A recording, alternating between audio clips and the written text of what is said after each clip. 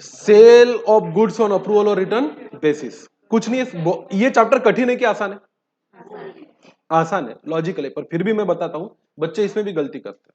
मतलब एग्जाम में एक आधा क्वेश्चन आता है और जाने अनजाने में ही सही पर गलत करके रख देते, ये अपने साथ होना नहीं चाहिए। तो मैंने, मेरे ख्याल से तो सारे क्वेश्चंस जो सॉल्व है वो हमने यहीं पे करवा लिए थे, एक ही बचा था, है ना? हाँ, ये मेमोरेंडम वाला हो गया था। तो क्या क्या करो, एक एंट्री जर्नल एंट्री पास करो, कौन से बुक में? मेमोरेंडम बुक में। सेल किया तो मेमोरेंडम कस्टमर को डेबिट और मेमोरेंडम सेल को क्रेडिट। रिटर्न आया तो मेमोरेंडम सेल अकाउंट को डेबिट और मेमोरेंडम कस्टमर अकाउंट को क्रेडिट। और अगर उसने अप्रूव कर दिया तो भी मेमोरेंडम सेल को डेबिट और मेमोरेंडम कस्टमर को क्रेडिट, और फिर उसके तुरंत बाद एक्चुअल बुक्स ऑफ अकाउंट में क्या पास करने की? एक्चुअल सेल की एंट्री पास करने की। इससे होगा क्या? रिकॉर्ड एक डबल एंट्री के तौर पे आपके द्वारा रखा जाएगा। तो मैंने यहां पे लिख दिया, similarly the treatment will be given in case of Vijay, Sanjay and क्या? धनंजय। और मैंने बोला था आपको घर से करके लाना, किया क्या आपने? अरे बाबा, मैंने जय का करके दिया था, विजय, संजय और धनंजय, तीन लोग थे ना? जय, विजय, संजय और चार लोग थे। तो जय का मैंने करके दिया था, विजय, संजय, धनंजय का आपने करना था, किया क्या? नहीं, सेम एज अबो मैंने लिखा था, इसका मतलब ये नहीं कि आपको करना था। लास्ट क्वेश्चन करो, खत्म करो। चलो क्या लिखा है, देखो ना क्या लिखा है। एक supplied goods on sale on return basis to customer, particulars of which are follows. Date of dispatch दी है, पार्टी का नेम है एबीसी, डीईएफ, जीएचआई। डीईएफ है, फिर से एबीसी है और जीएचआई है, तो लेके चार पार्टी है, एबीसी, डीईएफ, जीएचआई, तीन ही है। रिमार्क है, no information till 31/12/2022। Time period नहीं अगर एक्सपायर हुआ है तो नीचे कुछ लिखा है, goods are return within the 15 days from the date of dispatch, failing to which will be treated as क्या? सेल। तो भाई इसको 15 दिन हो गए क्या? हाँ, तो इसको क्या ट्रीट कर लेने का? Cell.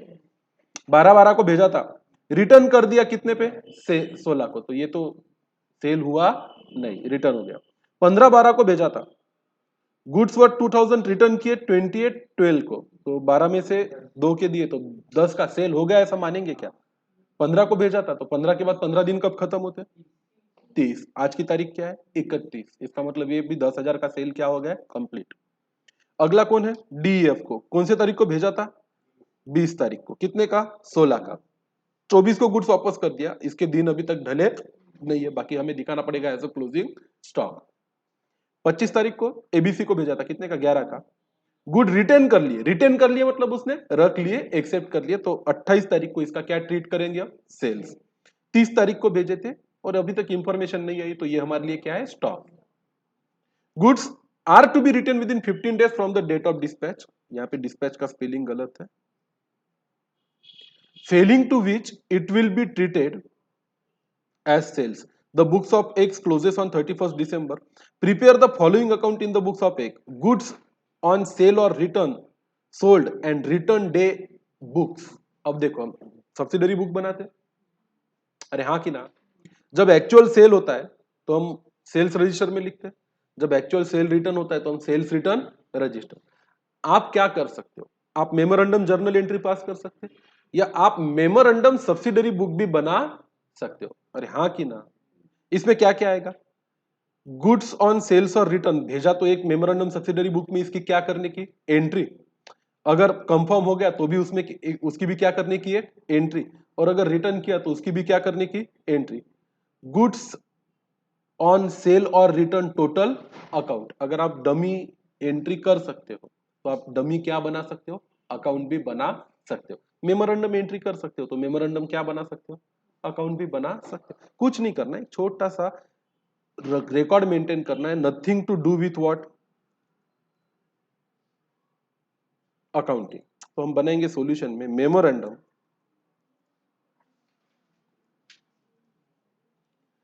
Goods sent on return और अप्रूवल डे बुक।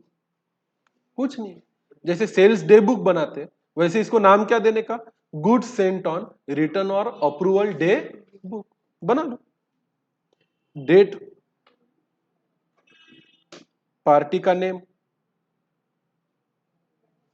अमाउंट।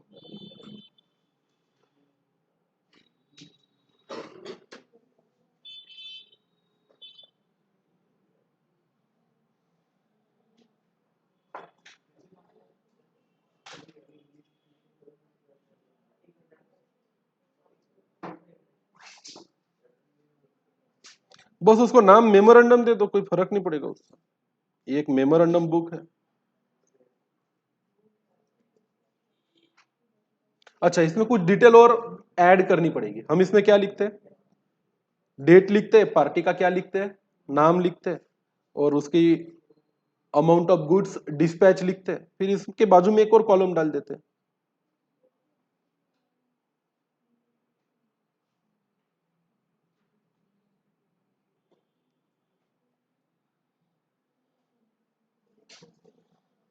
कुछ नहीं, इसके कोई फॉर्मेट नहीं होते, ठीक है। ये गुड्स सेंट,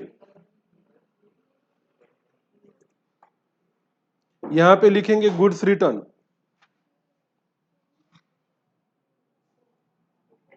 यहां पे लिखेंगे गुड्स एक्सेप्टेड या सोल्ड, और यहां पे लिखेंगे क्या, क्लोजिंग स्टॉक। हो गया। अब बताओ, पहले केस में एबीसी एंड कंपनी को 10,000 के गुड्स मिले थे, तो गुड्स रिटर्न कितने, 0, एक्सेप्टेड कितने के, 10, तो क्लोजिंग स्टॉक कितना, 0। डीएफ कंपनी को 15,000 के मिले थे, रिटर्न कितने, 15,000 के, तो एक्सेप्टेड कितने, 0, तो क्लोजिंग स्टॉक कितना, 0। जीएचआई को गुड्स रिटर्न कितने के, 2,000 के, एक्सेप्ट हो गए कितने के, 10,000 के, क्लोजिंग कितना, 0। डीएफ को भेजा था, गुड्स रिटर्न कर दिए कौन से तारीख को, 24,000 को, पूरे कितने, 16,000, goods accepted 0, closing stock 0। ABC को फिर भेजे थे, रिटर्न कर लिए, तो रिटर्न कितना, 0, एक्सेप्टेड कितना, 11,000, क्लोजिंग स्टॉक कितना, 0। बाद में जीएचआई को और भेजे थे, रिटर्न 0, एक्सेप्टेड 0, क्लोजिंग स्टॉक कितना, 13,000। इसके नीचे क्या कर दो, टोटल।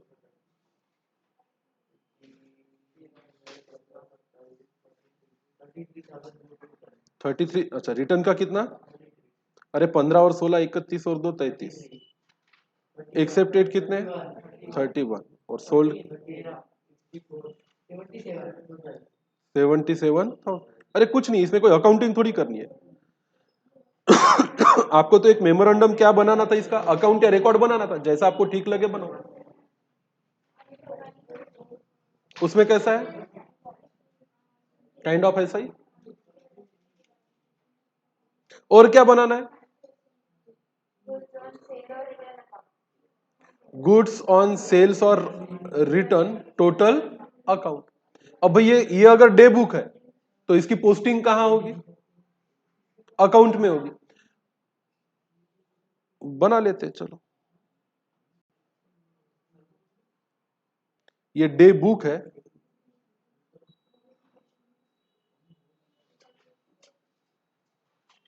इसका ही बना लेते हैं क्या, एक अकाउंट।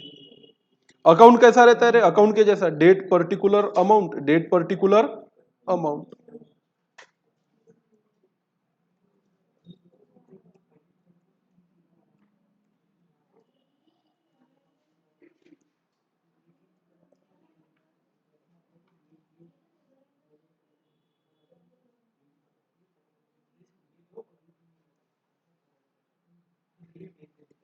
अच्छा बोलो, कौन से तारीख को माल भेजा,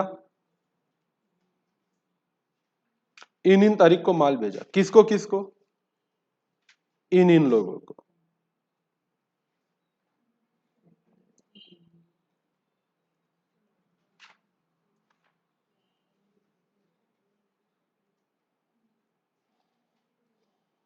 अब it has nothing to do with your accounting, it is just a record keeping, ये सब मेमोरेंडम रिकॉर्ड्स है।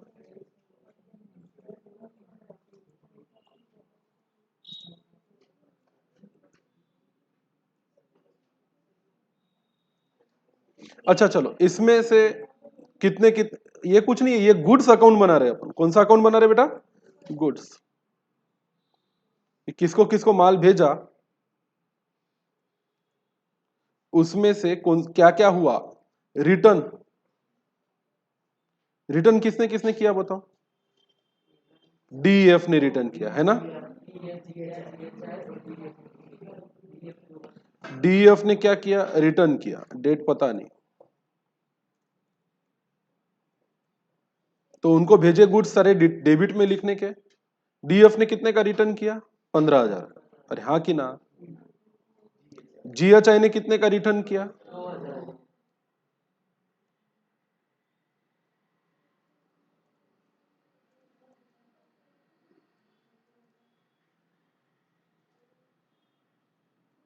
2,000 का। और किसने रिटर्न किया, DEF ने और रिटर्न किया है ना, कितने का, 16,000। ये रिटर्न आ गया। एक्सेप्टेड कितना है बोलो, ABC ने एक्सेप्ट किया कितने का,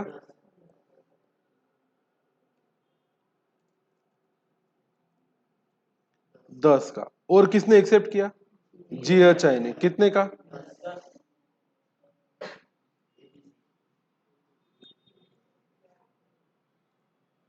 बाय कौन रे, GHI। इन्होंने भी सेल्स हो गया इनको कितना, 10 का। और किसको बेचा, ABC। ABC ने और एक्सेप्ट किया ना, कितने का,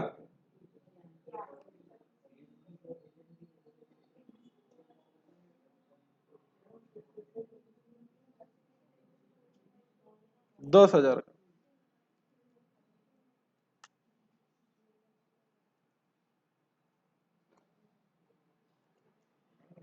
हो गया, बाकी बचा कुचा 11 है कि 10 है, 11।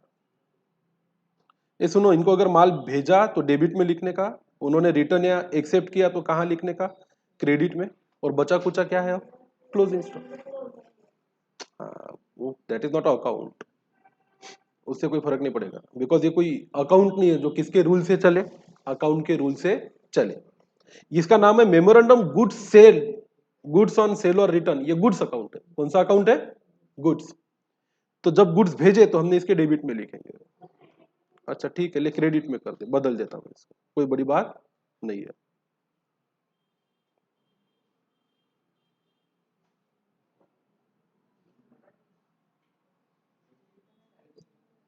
Done. I am a magician.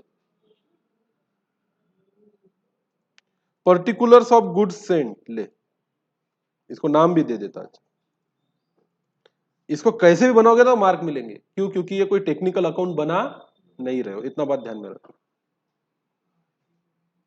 ये रही उसकी अमाउंट, ये रही उसकी date. Particulars of goods return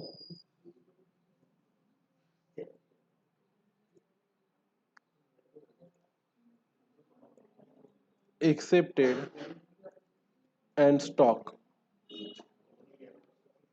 चल भाई, जो बचा कुचा बैलेंस है सेंट और एक्सेप्टेड और रिटर्न का, वो क्या होगा, आपका क्लोजिंग स्टॉक होगा। तो ये बाय को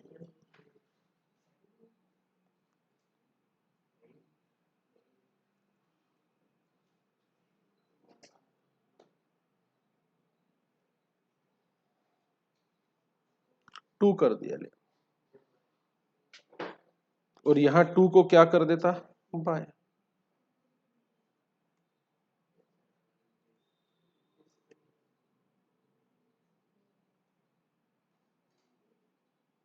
तो मेरे को इधर का उधर और इधर का इधर करने में समय लगता नहीं है। हो गया। अब इतना माल पर्टिकुलर्स ऑफ गुड सेंट है, पर्टिकुलर्स ऑफ गुड रिटर्न और एक्सेप्टेड है। हाँ, 2 मिनट।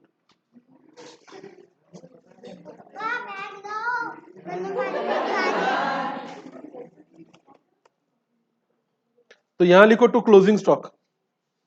बोलो कितना आएगा क्लोजिंग स्टॉक, 13,000। और इसकी टोटल कर लो, ये है आपका मेमोरेंडम, एक डमी सेल्स अकाउंट 77,000। और इधर की भी टोटल आएगी कितनी, 77। चलो डन करो, बना लो। इतना सही बनाना था। It is not a account, it is for your record keeping. आपको जैसा ठीक लगे, उचित लगे, आप रिकॉर्ड बना सकते हो। एक तरफ पर्टिकुलर ऑफ गुड्स सेंट और एक तरफ पर्टिकुलर्स ऑफ गुड्स। हाँ जा सकते हो, ऐसे कुछ है नहीं मेरे पास अभी। इसकी एक्सरसाइज में कुछ डाउट है क्या? ए फोटोग्राफर लिखना ये बैठे बैठे। तो मैं भी तो लिखता हूं ना, मेरे हाथ नहीं दुखते?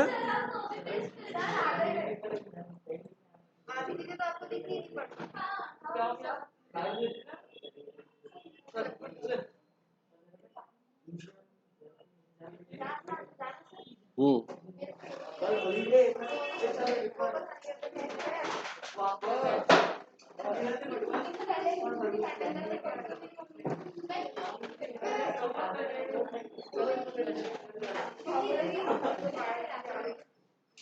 चलो भाई कर लेना इतना, ठीक।